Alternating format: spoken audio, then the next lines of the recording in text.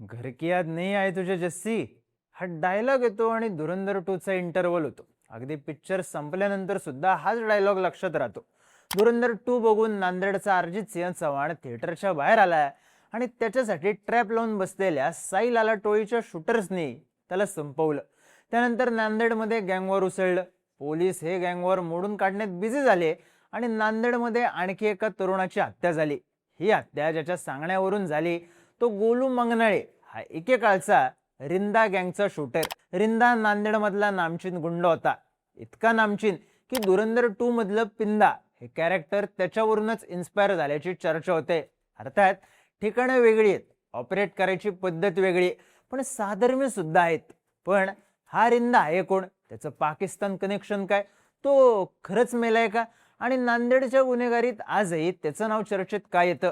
पाहूयात या व्हिडिओमधून. नमस्कार, मी चिन्मय आणि तुम्ही पाहताय बोलभिडू. हरविंदर सिंह सिंधू उर्फ रिंदा.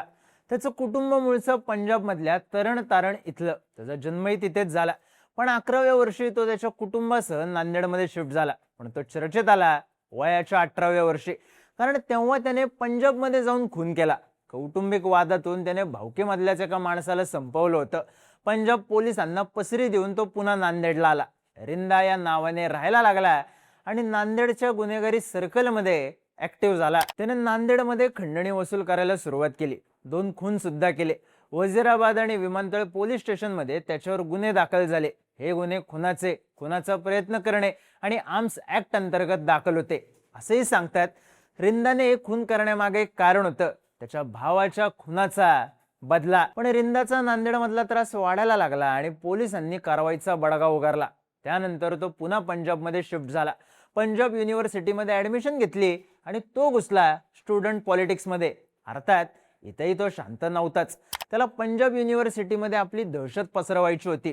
त्यातूनच त्याने स्टुडंट ऑर्गनायझेशन ऑफ इंडियाच्या काही विद्यार्थी नेत्यांवर गोळ्या झाडल्या, तेही प्रचारासाठी निघालेल्या रॅलीत. थेट राडा. त्यात त्याने सेक्टर 11 पोलीस स्टेशनच्या इन्स्पेक्टरला पंजाब युनिव्हर्सिटीच्या गेटवरच संपवायचा प्लॅन आखला होता. पण गेटवर वर्दळ वाढली आणि प्लॅन फसला. पण चंदीगडमध्येही त्याच्यावर खुनाचा प्रयत्न असे गुन्हे दाखल झाले. तो पंजाबमधून फरार होऊन बँगलोरमध्ये लपला होता. तेव्हा तो एका हॉटेलमध्ये असल्याची टीप पोलिसांना मिळाली. त्यांनी ही खबर बँगलोर पोलिसांना दिली.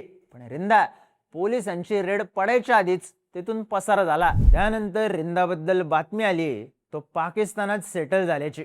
2022 मध्ये पोलिसांनी माध्यमांना दिलेल्या माहितीनुसार रिंदा नेपाळ मार्गे पाकिस्तानला गेला. खोटी ओळख दाखवून त्याने पासपोर्ट मिळवला आणि पाकिस्तानमध्ये जाऊन ऑपरेट करायला लागला. पाकिस्तानमध्ये रिंदाला बॅकिंग मिळालं ISIचं. आता ISI आणि रिंदाचा काय संबंध? तर संबंध लागला खलिस्तान कनेक्शनमुळे. धुरंधरच्या पिंदाचा लागला होता अगदी तसाच संबंध. काही बातम्यांनुसार पंजाबमध्ये जायच्या आधी नांदेडमध्ये असतानाच रिंदा खलिस्तानी नेत्यांच्या टचमध्ये आला होता. बब्बर खालसा या खलिस्तानी दहशतवादी संघटनेच्या तो कॉन्टॅक्टमध्ये होता. पाकिस्तानला गेल्यावर तो बब्बर खालसाचा चीफ वाधवा सिंगचा राईट हँड बनला आणि त्याने पंजाबमध्ये कारवाई करायला सुरुवात केली. 2022च्या मे महिन्यात पंजाबच्या पोलीस हेडक्वार्टर्सवर RPG अटॅक झाला होता. या अटॅकच्या मागे रिंदा होता. त्याच महिन्यात पंजाब आणि हरियाणामधून मोठ्या प्रमाणावर शस्त्रसाठा सुद्धा जप्त करण्यात आला. अचानक या दोन्ही राज्यांमध्ये शस्त्र कुठून आली याचा शोध घेतला गेला. तेव्हा डॉट्स जोडले गेले याच हरविंदर रिंदाशी. त्या काळात रिंदाने पंजाबमध्ये उच्छाद घातला होता. त्याने सामान्य नागरिक, बिझनेसमन किंवा राजकीय नेत्यांना टार्गेट केलं नाही, तर त्याच्या रडारवर होत्या तपास यंत्रणा. त्यामुळेच पोलीस हेडक्वार्टर्सवर RPGचा हल्ला, तपास यंत्रणांच्या ऑफिसवर ग्रेनेड अटॅक असे प्रकार त्याने घडवून आणले. एका बाजूला पाकिस्तानी आणि खलिस्तानी दहशतवादी संघटना आणि दुसऱ्या बाजूला पंजाबमधले लोकल गँगस्टर्स यांचं कनेक्शन जोडण्यात महत्वाची लिंक होती रिंदा. त्यामुळेच त्याचं नाव पंजाबमध्ये मोस्ट वॉन्टेड गुन्हेगारांच्या लिस्टमध्ये टॉपला होतं. त्याच्यावर सगळ्या भारतात मिळून 30 पेक्षा जास्त गुन्हे दाखल झाले. अशातच नोव्हेंबर 2022 मध्ये एक बातमी आली रिंदा मेल्याची.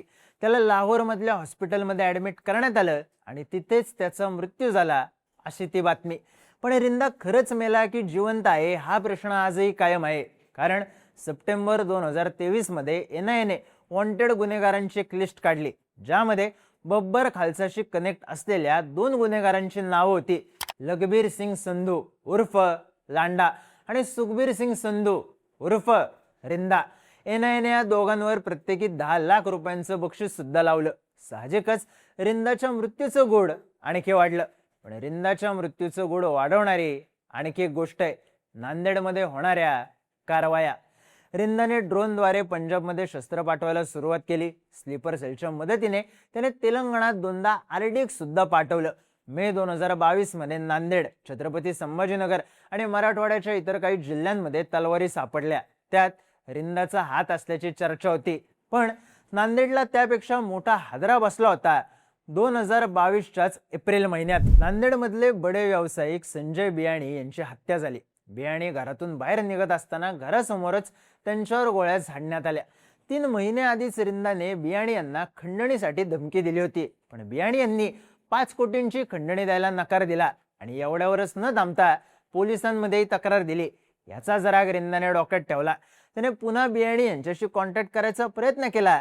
पण बियाणी आपलं ऐकत नाहीत हे लक्षात आल्यावर आपल्या शूटर्सला सांगून त्याने बियाणी यांच्यावर गोळीबार घडवून आणला.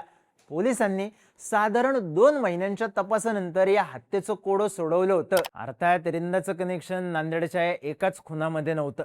नांदेडमध्ये होणाऱ्या गुन्हेगारीला फंडिंग असेल किंवा कनेक्शन्स असतील, रिंदा प्रत्येक गोष्टीत ऍक्टिव्ह असल्याची चर्चा होती. त्यात कधी काळी त्याच्यासोबत काम करणाऱ्या किरकोळ शूटर्सनी नंतर स्वतःच्याच टोळ्या काढल्या आणि ते सुद्धा नांदेडमध्ये ऍक्टिव्ह झाले. साहजिकच नांदेडमध्ये गुन्हेगारी वाढवण्यात रिंदाचा अप्रत्यक्ष सहभाग होताच. पण त्याचं नांदेडमधलं नेटवर्क अजूनही ऍक्टिव्ह असल्याची एक झलक मिळाली 16 मार्च 2025 ला. पंजाब पोलिसांनी एका खुनाच्या गुन्ह्यात 3 आरोपींना अटक केली. हा खून फेब्रुवारी महिन्यात नांदेडमध्ये घडला होता.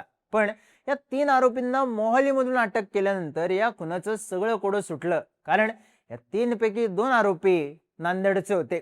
एकूण प्रकरणात 6 आरोपी निघाले. 6 जण रिंदाशी कनेक्टेड. रिंदाच्याच सांगण्यावरून नांदेडमध्ये खून झाला आणि त्याच्याच माणसांनी नांदेडमधल्या किरकोळ गुन्हेगारांना थेट खुनाच्या गुन्ह्यात घेत गेम केला. लपायला जागा सुद्धा दिली. आताही सोनू कल्याणकरच्या खुनात कधी काळी रिंदा गँगमध्ये असलेल्या गोलू मंगनाळेचं नाव आलं आणि पिक्चरमध्ये आला रिंदा. धुरंधरचा पिंदा अंमली पदार्थांची नशा विकत होता आणि नांदेडचा रिंदा बदल्याची, गुन्हेगारीची आणि दहशतीची नशा पसरवत होता. पण दोन्हीचा शेवट एकच असतो, मृत्यू.